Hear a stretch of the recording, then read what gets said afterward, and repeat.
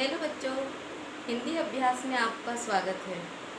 आज हम कक्षा 10वीं की पर्वत प्रदेश में पावस पढ़ने जा रहे हैं। तो सर्वप्रथम हम निम्नलिखित प्रश्नों के उत्तर दीजिए। प्रश्न पहला, पावस ऋतु में प्रकृति में कौन कौन से परिवर्तन आते हैं, कविता के आधार पर स्पष्ट कीजिए। पावस का अर्थ होता है वर्षा ऋतु। वर्षा ऋतु में प्रकृति में अनेक परिवर्तन आते हैं, जैसे कभी धूप, कभी छाँव, कभी रिमझिम बरसता बादल, तो कभी एकदम बहुत तेज बारिश, कहीं टप टप गिरती बूंदें, तो कहीं कोहरा, अचानक से आ जाने वाली बाढ़ सी बारिश, तो सामने दिखने वाली धूप। तो इस तरह हम प्रकृति के अनेक रूप देखते हैं। कहीं झरने गिर रहे हैं, कहीं नदियाँ बह रही हैं, हरियाली फैली हुई है। तो ये सारे प्रकृति के रूप हमें पावस ऋतु अर्थात वर्षा ऋतु में ही दिखाई देती है।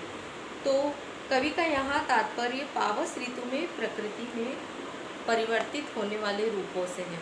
तो हम कह सकते हैं कि वर्षा ऋतु में प्रकृति अनेक रूपों में हमारे सामने प्रकट होती है। प्रश्न दूसरा, मेखलाकार शब्द का क्या अर्थ है? कवि ने इस शब्द का प्रयोग यहाँ क्यों किया है? चूँकि कविता का मानवीकरण किया गया है, इसलिए हम इसे अधिक स्पष्ट समझने के लिए कह सकते हैं कि मेखलाकार का अर्थ होता है करगनी, स्त्री का वो गहना जो कमर में पहना जाता है। और ठीक उसी आकृति का ये पर्वताकार होने से इसे मेखलाकार पर्वत कहा गया है।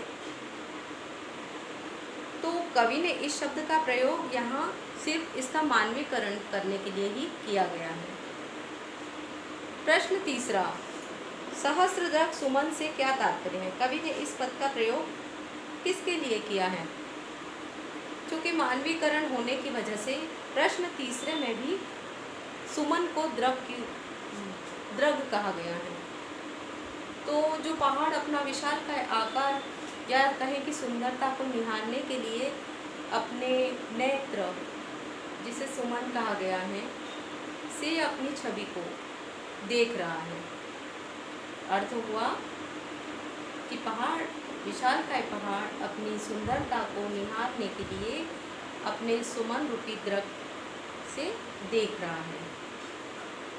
प्रश्न चौथा, कवि ने तालाब की समानता किसके साथ दिखाई और क्यों?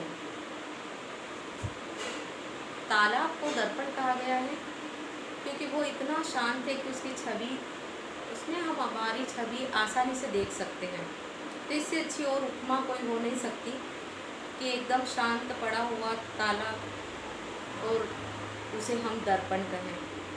तो कवि ने यहाँ पर तालाब की समानता दर्पण से की है। प्रश्न पांचवा, पर्वत के हृदय से उठ कर ऊंचे ऊंचे वृक्ष आकाश की ओर क्यों देख रहे हैं और वे किस भाव को प्रतिबिंबित करते हैं? ऊंचे ऊंचे वृक्ष ऊंची महत्वाकांक्षाओं को अंकित करता है। जब कोई व्यक्ति तरक्की करता है, आसमान छू लूँगा, उसका कहना है मैं आसमान पहुंच गया, आसमान छूना चाहता हूँ। तो हमारी उच्च आकांक्षाएं ही आसमान छूने की होती हैं। तो जब ऊंचे ऊंचे वृक्ष वो इसी तरह दिखाई दे रहे हैं, एक उच्च आकांक्षाओं के रूप में।